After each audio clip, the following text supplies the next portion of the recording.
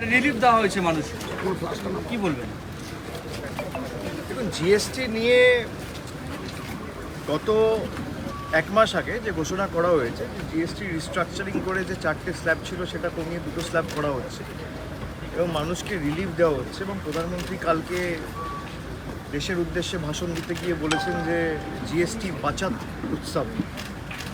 তার মানে 2017 থেকে, যবে থেকে জিএসটি হয়েছে 17-18 থেকে কি 8 বছর জিএসটি লুট উৎসব চলেছে? 8 বছর জিএসটি লুট উৎসব চলেছে। তার মানে তাদের কথাই, তাদের যুক্তিতেই। আর এরা এখন চাপে পড়েছে, 240টা আসনে নেমেছে, তাই জিএসটি কমছে। সুতরাং প্রতিষ্ঠিত বিজেপি হারলে ট্যাক্স কমবে আর বিজেপি জিতলে ট্যাক্স বাড়বে। এ তো দিনের আলোর মতো পরিষ্কার। বিজেপি হেরেছে বলে জিএসটি কমেছে, 10 বছরে তো জিএসটি কমেনি। 10 বছরে তো মানুষকে কোনো রিলিফ দেওয়ার কথা বলা হয়নি। আজকে যেভাবে দেশটা এবং দেশের অর্থনীতি রসাতলে পাঠিয়েছে এই বিজেপি সরকার, আমরা তো দেখেছি। জিএসটির কোনো রেকমেন্ডেশন, স্টেটের রেকমেন্ডেশন কনসিডার করা হয় না। জিএসটি আদায় করার পর স্টেটের যে ডেভলিউশন, স্টেটের যে অংশটা, সেটা টাইমলি পৌঁছানো হয় না। বিরোধী রাজ্যগুলো তো যেখানে বিজেপির সরকার ক্ষমতায় নেই, সেই সমস্ত রাজ্যে টাকা আটকে রাখার একটা প্রচেষ্টা, মানুষের অর্থনীতিকে রসাতলে পাঠানোর একটা প্রচেষ্টা, এটা আমরা দেখেছি। এবং জিএসটি নিয়ে যে কৌশলটা কেন্দ্র সরকার নিয়েছে, মানুষের উপর ছেড়ে দিন। মানুষ অনেক বুদ্ধিমান, আমার আপনার থেকে অনেক বেশি বুদ্ধিমান। মানুষ জানে যে বিজেপি, ওই কথায় আছে না, খেলায় না পড়লে বিড়াল গাছে ওঠে না, বাংলা একটা প্রবাদ আছে। বিজেপি হেরেছে মানে 60টা আসন কমেছে, 303 থেকে 240 হয়েছে, তাই জিএসটি 27 থেকে 18 হয়েছে। বিজেপি যদি 200 হতো তাহলে 18% জিএসটি 9% হতো। আর যেদিনকে বিজেপি শূন্য সেদিনকে জিএসটি শূন্য। মানুষ বিচক্ষণ, মানুষ সিদ্ধান্ত দিক। ঠিক আছে, এটা বিভ্রান্তিও ছড়াচ্ছে এটা নিয়ে। যারা আজকে যাচ্ছেন বাজারে, তারা পুরনো দামে কিনতে হচ্ছে। মানে আজ থেকে যেখানে লাগু হওয়া, এই নিয়ে তো দেখুন, নোটবন্দির সময় তো একই জিনিস হয়েছিল। নোটবন্দির সময় তো একই জিনিস হয়েছিল। আজকে এর উপর তো কোনো নিয়ন্ত্রণ নেই। আমি যেটা বারবার বলে আসি আপনারা বারবার এটাকে বলি, আপনারা শোনেন না, যে বিজেপি যে সিদ্ধান্তগুলো নেয়, সিদ্ধান্তগুলোর কোনো অ্যাকাউন্টেবিলিটি নেই। বিজেপি এনআরসির কথা বলেছে, কোনো অ্যাকাউন্টেবিলিটি নেই। বিজেপি নোটবন্দির কথা বলেছে, নোটবন্দি ব্যর্থ, কোনো অ্যাকাউন্টেবিলিটি নেই। বিজেপি কৃষি আইনের কথা বলেছিল, 750 গরিব কৃষক আত্মহত্যা করেছে, কোনো অ্যাকাউন্টেবিলিটি নেই। অ্যাকাউন্টেবিলিটি যদি না থাকে, এটা এত বড় বড় কথা। অপারেশন সিঁদুরের সময় বলেছিল blood and water cannot flow together. তাহলে আজকে পাকিস্তানের সাথে ভারত ক্রিকেট ম্যাচ খেলবে কেন? কিসের জন্য? আপনি পিওকে, পাক অধিকৃত কাশ্মীর, সেটাকে আগে তো দেশের দখলে আনতে হবে।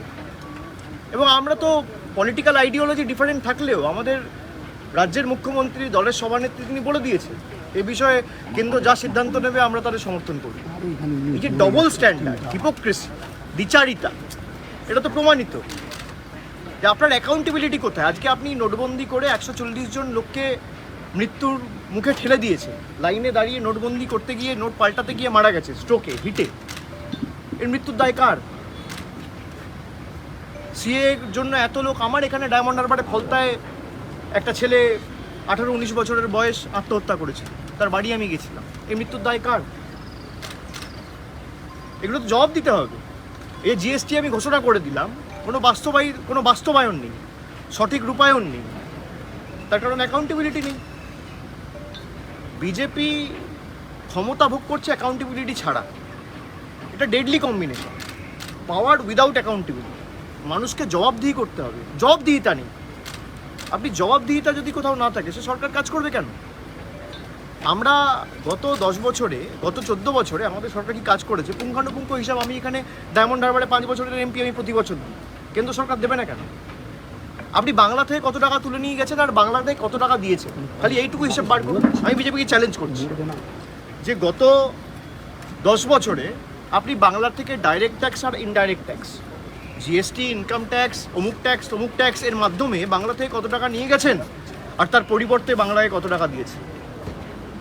প্রধানমন্ত্রী এসে বলেছিল যে আমরা আবাসে টাকা দিয়েছি, 100 দিনের টাকা দিয়েছি। আমি বলেছিলাম শ্বেতপত্র প্রকাশ করুন, পেরেছে?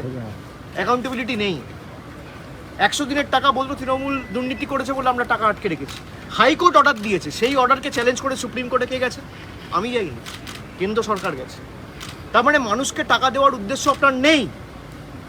আপনি চান না 69 লক্ষ জব কার্ড হোল্ডার যাদের জীবন জীবিকা 100 দিনের কাজের উপর নির্ভরশীল তারা টাকা পাক, তাদের মুখে হাসি ফুটুক, তারা পুজোয় একটা নতুন জামা কিনুক। আপনি চান এদের কী করে গলা টিপে মারা যায়, কী করে এদেরকে শিক্ষা দেওয়া যায়। আর জিএসটি কারা করেছে? গরিব মানুষ চাই বিস্কুট খায়, সে বিস্কুটের উপর জিএসটি কত আর হিরের উপর জিএসটি কত দেখুন না। মায়েরা রান্না করে, জিরের উপর জিএসটি 18% আর হিরের উপর জিএসটি 3%। তো বিজেপি করেছিল। দুধের উপর জিএসটি, বাচ্চার খাবারের বিস্কুটের উপর জিএসটি। আমি তো বাজেটে বলতে গিয়ে বলেছি, শরীরে মাখে সে সর্ষের তেল থেকে শরীরে মাখে সে বডি অয়েল থেকে শুরু করে, রান্নায় সর্ষের তেল থেকে শুরু করে, শ্যাম্পু থেকে শুরু করে, বিস্কুট থেকে শুরু করে, আটা থেকে শুরু করে, কিসে জিএসটি নেই? কাপড়, জামা, জুতো, প্যান্ট, ঘড়ি সবে জিএসটি। খাতা, পেন, কিসে জিএসটি নেই? তো ট্যাক্স করে অর্থনীতির 12টা বাজিয়ে দিয়েছে। এটা তো ভাবতো যে জগৎটাকে আমাদের ইচ্ছা মতো চালাবো। মানুষ এদেরকে বেগ দিয়েছে, এখন উপায় নেই, জিএসটি কমাতে হচ্ছে। আমি আপনাদের বলছি এই জিএসটি আরও কমবে। আপনি যদি মোদী সরকারের উদ্দেশ্য থাকতো তাহলে তো জিএসটি আজ থেকে 4 বছর আগেও কমতে পারতো, 2 বছর আগেও কমতে পারতো, 3 বছর আগেও করতে পারতো। তা তো কমেনি। কেন কমেনি? তার কারণ এরা ভেবেছিল ধর্মে ধর্মে বিভাজন তৈরি করে ভোট আদায় করবে। যে অযোধ্যার রাম মন্দিরকে সামনে রেখে প্রচার করেছিল সে অযোধ্যায় হেরেছে।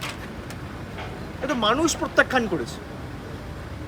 আর বাংলার মানুষ তো পথ দেখিয়েছে। বাংলার মানুষ তো 2014 থেকে শুরু করে 19, 21, 24 পঞ্চায়েত, পুরসভা, লোকসভা, বিধানসভা প্রত্যেকটা নির্বাচন এদের গোহারা হারিয়েছে। তাই এদের রাগ।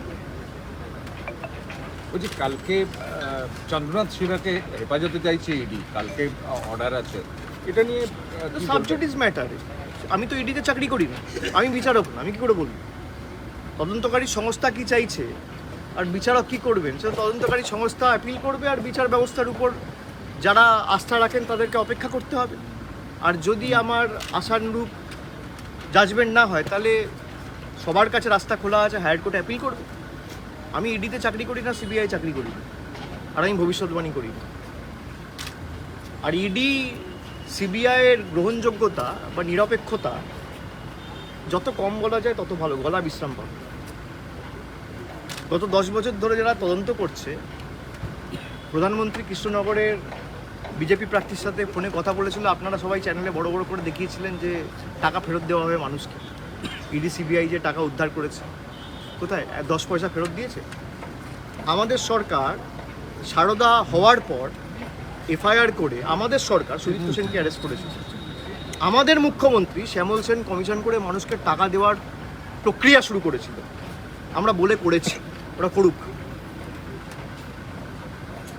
সব বলার করার মধ্যে পার্থক্য আছে।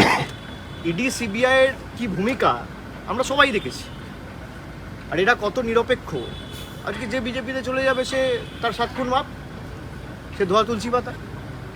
আর বিরোধী দলের কেউ যদি থাকে বিজেপির বিরুদ্ধে লড়াই করবে, ইলেকশন এলেই তাকে টর্চার করো, হেনস্থা করো, তার পিছনের এজেন্সিকে লেলিয়ে দাও। এই তো বিজেপির কাজ। বিজেপির কাছে আছে কি? দুটো তো একটা ইলেকশন কমিশন আর একটা এনফোর্সমেন্ট ডিরেক্টরেট। ওদের কাছে খালি ওদের কাছে দুটো আর আমাদের কাছে 3টে এম, মা, মাটি, মানুষ। এনফোর্সমেন্ট ডিরেক্টরেট আর ইলেকশন কমিশনার বনাম মা, মাটি, মানুষ। স্কোয়ার বনাম MQ। ক্ষমতা থাকলে রুখে দেখা। লাস্ট হচ্ছে যেহেতু মহালয়ের আগে মুখ্যমন্ত্রী উদ্বোধন করছেন পুজোর, আর শুভেন্দু অধিকারী রাজ্যের বিরোধী দলনেতা তিনি খুব সমালোচনা করছেন, বলছেন এটা স্বাস্থ্যমন্ত্রী হচ্ছে না, হিজাব করছেন তিনি, এই সমস্ত কথা বলছেন, এটাকে কি বলবেন? খুব ভালো প্রশ্ন করেছেন, খুব ভালো প্রশ্ন করেছেন যে মহালয়ের আগে মমতা বন্দ্যোপাধ্যায় পুজো মণ্ডপ উদ্বোধন করছেন। তো মমতা বন্দ্যোপাধ্যায় রীতিনীতি মেনে করছেন না, এই তো বক্তব্য। তাহলে আপনি এবিপি আনন্দ সাংবাদিক গিয়ে পাল্টা শুভেন্দু অধিকারীকে প্রশ্ন করছেন না কেন যে নরেন্দ্র মোদী এপ্রিল মাসে রামনবমী ছিল, আর 21শে জানুয়ারি রাম মন্দির উদ্বোধন করেছিল 3 মাস আগে। সেটা কি দ্বিচারিতা না দ্বিচারিতা না? সেটা কি হিন্দু রীতিনীতির পরিপন্থী না সেটা মেনে করা? মমতা ব্যানার্জি তো একদিন আগে করছে, নরেন্দ্র মোদী 3 মাস আগে করেছিল। ক্ষমতা আছে প্রশ্ন করবে যে ভারতবর্ষের প্রধানমন্ত্রী এপ্রিল মাসে রামনবমী থাকার কারণে 3 মাস আগে যাতে ফলটা ইলেকশনে পাই, রাম মন্দির উদ্বোধন হয়েছিল কবে? 21 না 22শে জানুয়ারি? 22শে জানুয়ারি। আর রামনবমী ছিল এপ্রিল মাসের 3rd উইকে। তাহলে 3 মাসের ব্যবধানে যে রাম মন্দির উদ্বোধন করে তার থেকে বড় হিন্দু বিরোধী কে? এটা আমি বলছি না, শুভেন্দু অধিকারী বলছে। এটা অভিষেক ব্যানার্জির কথা না, এটা বাংলার বিরোধী দলনেতা শুভেন্দু অধিকারীর কথা। তাহলে শুভেন্দু অধিকারীর কথা অনুযায়ী ভারতবর্ষে সব থেকে হিন্দু বিরোধী হচ্ছে নরেন্দ্র মোদী। তার ব্যাখ্যাটা দিক, তারপর আমার থেকে প্রশ্ন করবেন মমতা ব্যানার্জিকে নিয়ে। Thank you.